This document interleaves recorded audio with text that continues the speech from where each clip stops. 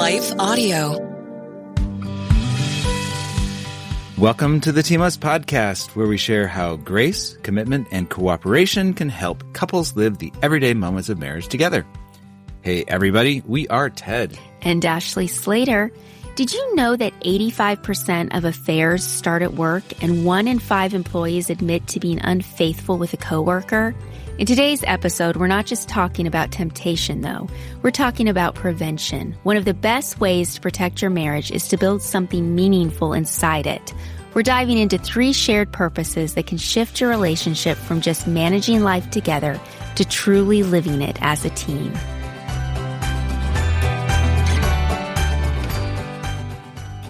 So, Ted, I have a little confession to make. Uh-oh. Uh-oh. No, not that kind of confession. A silly one. Okay, so back in 2015, Whoa. I wrote an article That's for... like 10 years ago. Yeah, it is, isn't it? Uh-huh. Wow, it doesn't seem that long ago. Someday it's going to be 15 years ago. All right, I wrote an article for HuffPost Weddings. Yeah. And I also reshared that artitle on my website, and I need to retract something I said. Oh, yeah. Good. It was about The Office. Okay. The show. Right. Yeah. At the time, I had tried watching the show, and so I mentioned in my article opening how I just couldn't get into it. Can you imagine how you must have been judged by people in the know? Right. Yeah, because fast forward to this year, and I gave it another shot, and I'm hooked. Yeah. Our girls are hooked. Like, I've skipped a few episodes here and there, but overall, like, I'm a fan. So, yes, I hereby retract my earlier take on The Office. I was wrong. That's what she said. Nicely Literally. done there. Yes. Okay. So what does that have to do with today's topic about couples having a shared purpose? Nothing other than The Office is a workplace comedy. And I was recently watching a YouTube clip from Front Row Seat with Ken Coleman, and he was interviewing counselor and radio personality Dr. John Delaney, and they got into the topic of workplace affairs. Okay. So did you know that 85% of affairs actually begin at work? I suppose that makes sense. Yeah. I mean, from our, we think through the friends of ours that have suffered from something like this, and it's been work, whether it's work at an office or work at a, I can imagine. It makes sense. Yeah. And 1 in 5 employees admit to being unfaithful with a coworker. And I did the math real quick. That's 20%. That's crazy. It is. It really is. And that's those who have admitted. Right. Might be more. And, is it an emotional affair or something a little deeper? Right. Uglier? Well, the host, Ken Coleman, pointed out that when someone has an affair, like at work, it's not just their marriage that's on the line. It can also jeopardize their relationship with their kids and even their job. Absolutely. And then of course. Right. And then he asked Dr. Delaney this question. He said, why would someone take that kind of risk? I'm interested in hearing the response. So Dr. Delaney's response actually prompted today's podcast topic. And I'll link to the video in the show notes, but here's a portion of what he said. It's a little long, but it's thought-provoking, so I thought it was worth sharing. Okay. He said, "We've created the loneliest generation in human history, and we've taken that to our homes. And we've asked our spouses to be everything. They have to be co-earners, co-parents, co-house runners. You have to be hot until you're 95 and still sleeping together. You have to like the same things, go to the same things, eat the same things. No human being can bear the weight that unskilled modern marriage is putting on a single person. And so what you have is 2 people who are good at co-managing the house. I'll get Little League practice, you get this. I'll make sure we call the plumber. I'll get the trash out. And you have absolutely no shared purpose or building anything together. And life becomes so quick and so fast." Yeah, if you're able to pause, now would be a good time to pause. Just think about that. Maybe even listen to it again, because that's really profound. That's like illuminating. Right. Yeah. And he went on to point out that at work, people are often collaborating with coworkers of the opposite sex on meaningful projects.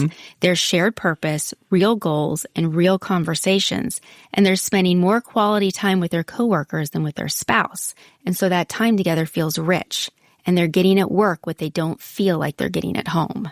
Absolutely. Man. Yeah, this conversation could go so many directions at this point. Right. I mean, seriously, you can go so many directions now. Oof. Right. Well, here's what stood out to me from that interview, and it wasn't just a warning about workplace temptation. It was a reminder of how important it is to build something meaningful at home with our spouse. Mm-hmm.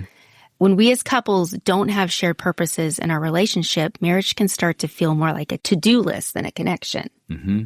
And so I think for those listening, maybe you're doing well and have shared purposes with your spouse. If so, then I think this episode, stumbling over my words a little bit, this episode will offer good reminders or perhaps even new ideas for those listening. But maybe you're listening and you don't have shared purposes and you're caught up in the quick and fast of life. And you've forgotten what it feels like to have those shared purposes with your spouse.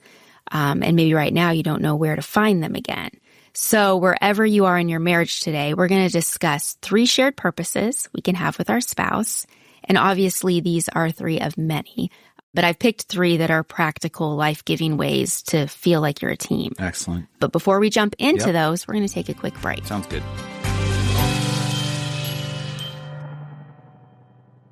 Americans have a big healthcare problem. Over 100 million U.S. citizens carry medical debt, but that's not the whole story. With health insurance, your out-of-pocket and monthly costs are way too high. You get surprise bills, denied claims, and poor customer service.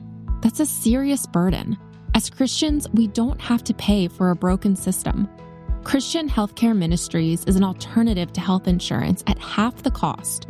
You can enroll at any time and join a proven faith-based solution that's both reliable and affordable. CHM isn't just help, it's financial and spiritual support when you need it most. Families across the country count on CHM to step in during their hardest moments, and it works. Stand up to health insurance with a low-cost biblical solution. Join CHM today by visiting chministries.org/wellness. That's chministries.org/wellness. You know, the Bible tells us, I will bless those who bless you. That's not just a nice sentiment, it's biblical prophecy. And it's a commandment from God, it's a calling, and right now we're called to act. The teachings of the New Testament are deeply intertwined with the Hebrew Scriptures. As Christians, we are called to honor and respect this shared heritage. The Apostle Paul reminds us in Romans 11:18, do not consider yourself to be superior to those other branches. If you do, consider this. You do not support the root, but the root supports you. Supporting the people of Israel is more than a belief. It's a biblical mandate. By partnering with the International Fellowship of Christians and Jews, IFCJ, we can live out this calling together. Just as the fellowship blesses God's children, we know that you will be blessed too. Learn more about the fellowship and how you can live out your faith, bless Israel, and be blessed in return. Visit ifcj.org today. Again, that's ifcj.org. Be the blessing, live the word, answer the call.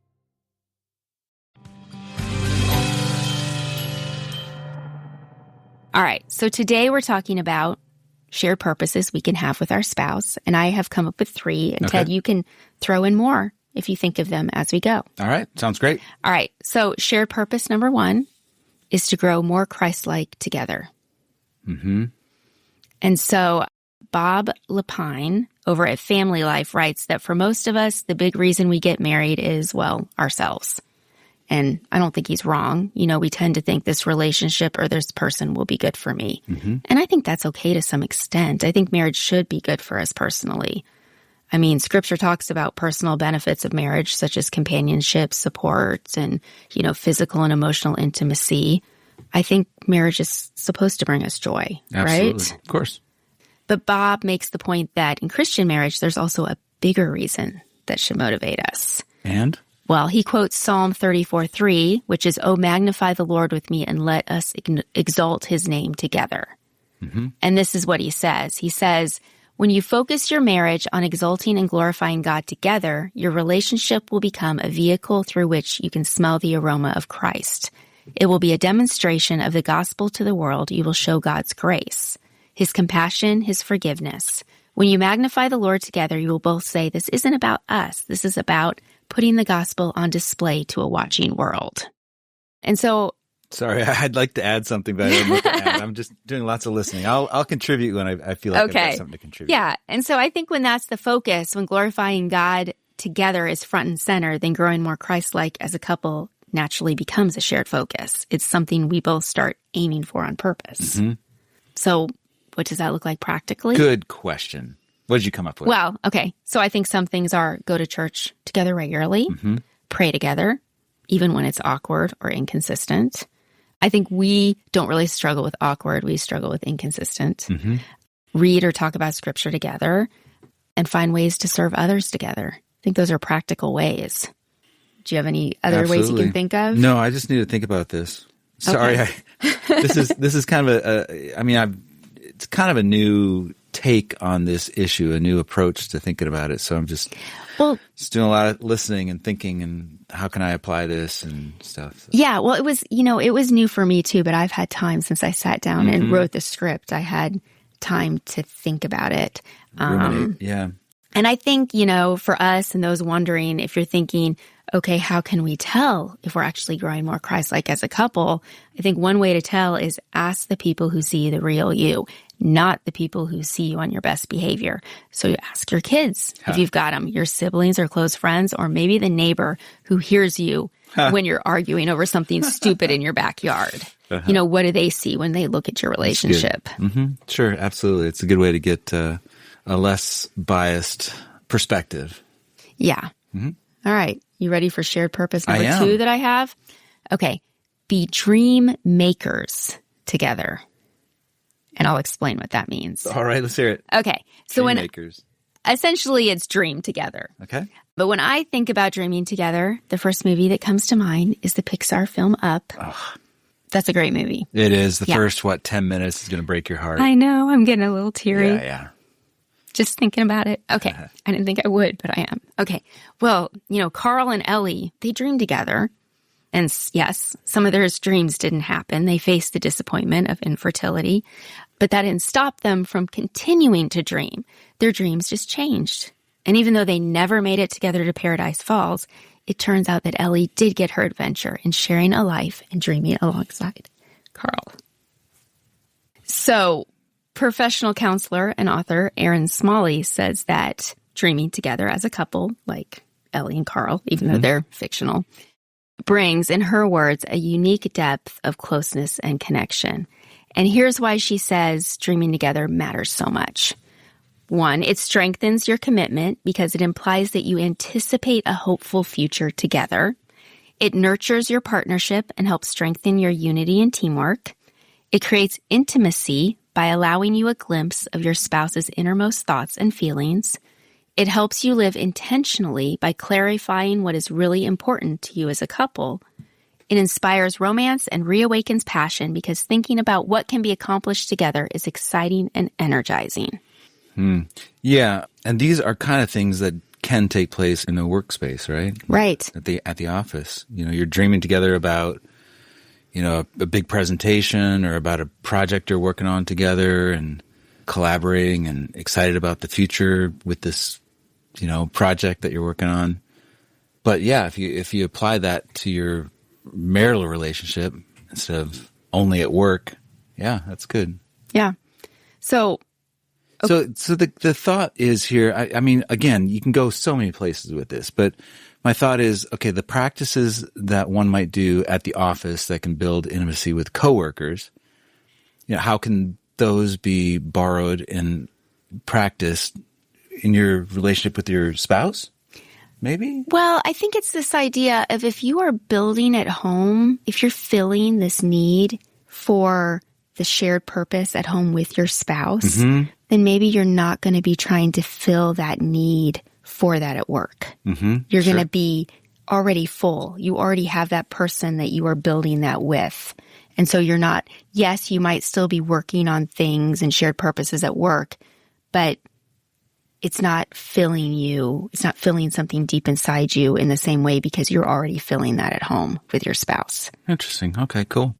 I'm thinking if you are at the workplace and you're feeling, some exciting spark with a coworker of the opposite sex, maybe evaluate what you're doing that's contributing to that or facilitating that and figure out a way to practice that at home instead. Yeah. You can't work on a project, a website development project, for example, with your spouse unless that's something that he or she does, but you can find something to work on together. Right. Yeah. It doesn't have to be the same thing. I think it's what what emotion or what need is it filling inside of you. Mm-hmm. That's good. That's really interesting. Yeah. Yeah. And so when it comes to this dreaming, what if talking about your dreams with your spouse doesn't create connection, but instead sparks conflict? Because that does happen for some couples. And Mark and Jill Savage, who write and speak on marriage and who we've actually had on the podcast, say that used to be them. Mark would share his dreams, and Jill says she'd act like a dream taker. Ouch. She'd shut his dreams down too quickly, pointing out what wouldn't work or jumping into logistics, and then Mark would check out. And Ted, I think it's something I used to do more of. Okay. Like you'd share an idea, and sometimes I'd shut you down too quickly. Like we've had conversations about this. Yeah. I wouldn't pause to just hear you. Like you'd come up, I can't think of one right now, but you'd come up with some idea. It might be something about the yard or something about the chicken, house. Put it in the freezer for later use?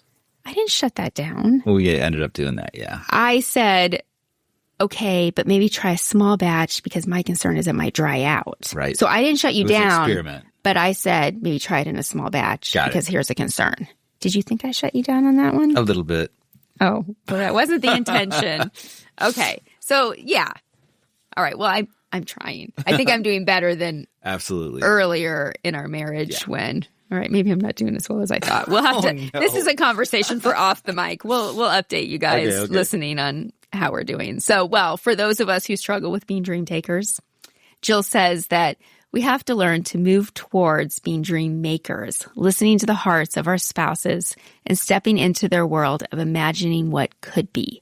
She notes it can only be done with intentionality. We have to really think about changing our perspective and approach to these conversations. We have to listen, and we may have to apologize when we jump back to a default response.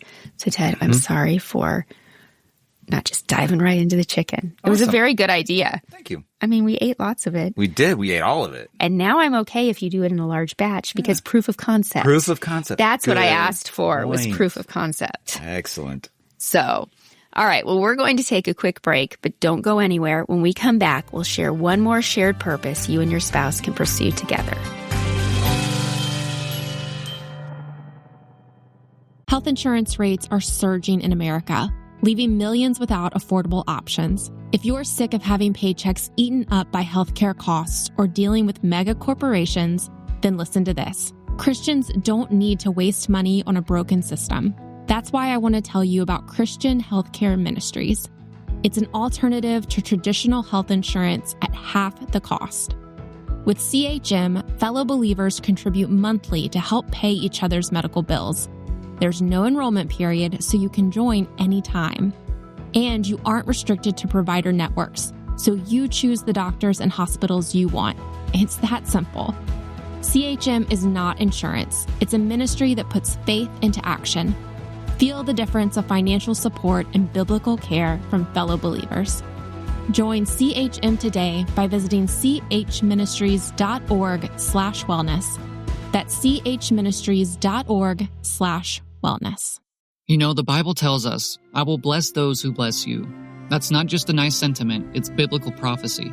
And it's a commandment from God, it's a calling, and right now we're called to act. The teachings of the New Testament are deeply intertwined with the Hebrew Scriptures. As Christians, we are called to honor and respect this shared heritage. The Apostle Paul reminds us in Romans 11:18, do not consider yourself to be superior to those other branches. If you do, consider this.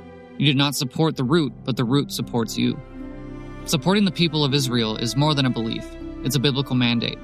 By partnering with the International Fellowship of Christians and Jews, IFCJ, we can live out this calling together. Just as the fellowship blesses God's children, we know that you will be blessed too. Learn more about the fellowship and how you can live out your faith, bless Israel, and be blessed in return. Visit ifcj.org today. Again, that's ifcj.org. Be the blessing, live the word, answer the call.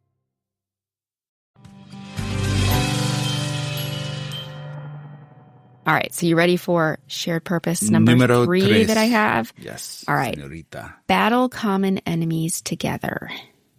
Okay. And in that Ken Coleman... Like people or things or ideas or what's a enemy? I want to hear this. Well, in the Ken Coleman interview I mentioned earlier, he and Dr. Delaney talked about how even in a tough workplace, there's often this sense of unity. For example... Us against the world, us against the competition, up against history. Yeah. like you and a coworker might both be frustrated, but you're at least frustrated together. Mm-hmm. It becomes you versus the boss or you versus sales goals. You bond over a shared enemy. And this is actually something you and I have talked about on the podcast before. I've written about this. You know, it's us against a common enemy, us against debt, or us against a car issue. And it's a real practical thing to put into place too. If you're, you're on different pages about something, find a common enemy, and just like that. Right. You're on the same page again. Yeah. And so just like it might work that way at work, marriage is meant to work the same way, but we can easily forget that. So instead of teaming up against a challenge, I think sometimes couples can turn on each other.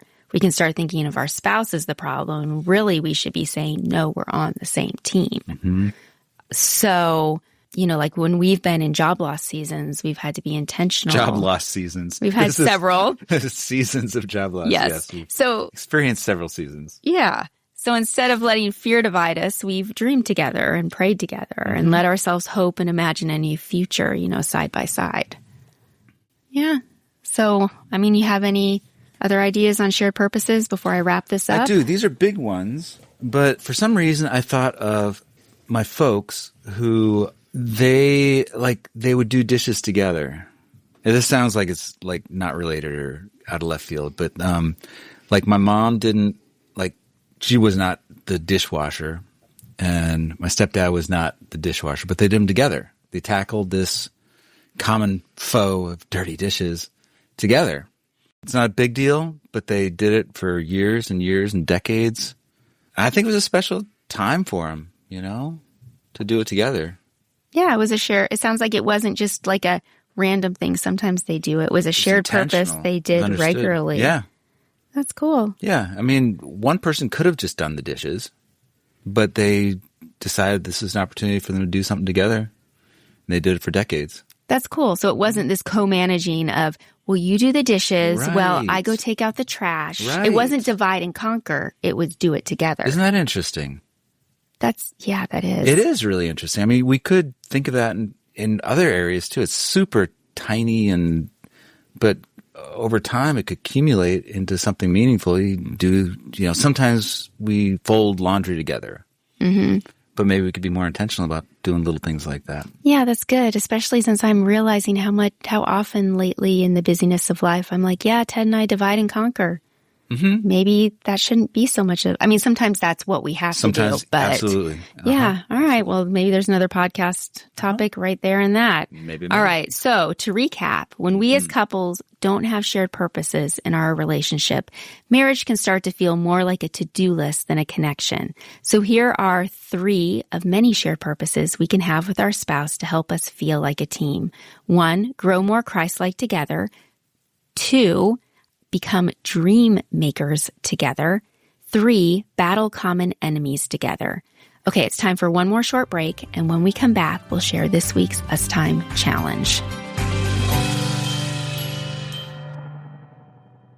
Health insurance rates are surging in America, leaving millions without affordable options. But Christians don't need to waste money on a broken system. Christian Healthcare Ministries is an alternative to health insurance at half the cost. With CHM, fellow believers contribute monthly to help pay each other's medical bills while lifting one another in prayer. It's financial and spiritual support when you need it most.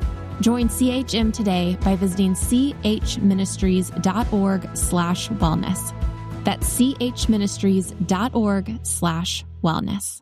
The Bible tells us, I will bless those who bless you. That's not just a nice sentiment, it's biblical prophecy. And it's a commandment from God, it's a calling, and right now we're called to act. The teachings of the New Testament are deeply intertwined with the Hebrew Scriptures. As Christians, we are called to honor and respect this shared heritage. The Apostle Paul reminds us in Romans 11:18, do not consider yourself to be superior to those other branches. If you do, consider this.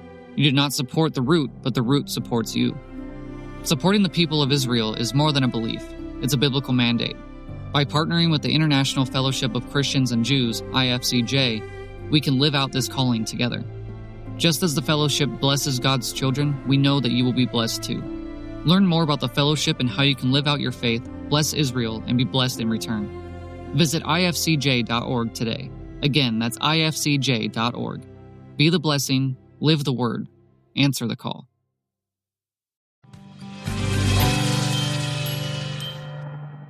So for this week's Us Time Challenge, maybe set aside 20 minutes to ask each other this question. What's a dream, big or small, you've been holding on to lately? And then just listen and hear each other's heart. Be a dream maker with your spouse, not a dream taker. Or, alternately, maybe do something like Ted suggested where you do the dishes together or you fold the laundry together. Find a small shared purpose like that Those you can start great. Doing intentionally together on a regular basis. You know, having two options for the Us Time Challenge, good idea. Cool. Well, thanks for joining us on the Team Us podcast. If you haven't already, be sure to sign up for my weekly email newsletter at ashleyslater.com. When you do, you'll get my free ebook, 5 Simple Marriage Tools You Should Know.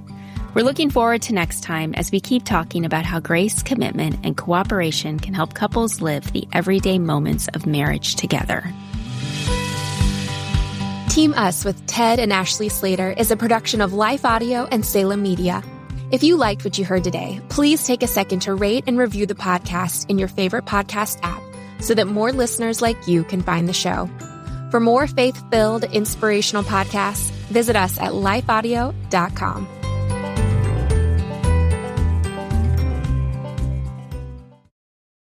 For some of us, personal finances aren't just personal. They include loved ones, neighbors, the communities we call home, and the causes we hold in our hearts. At Thrivent, planning your finances is bigger than just money. We help you put your plans into motion and faith into action so you can do more for the ones in your heart. Because sometimes all you need to make a difference is someone to help you make it happen. Thrivent, where money means more. Connect with us at Thrivent.com.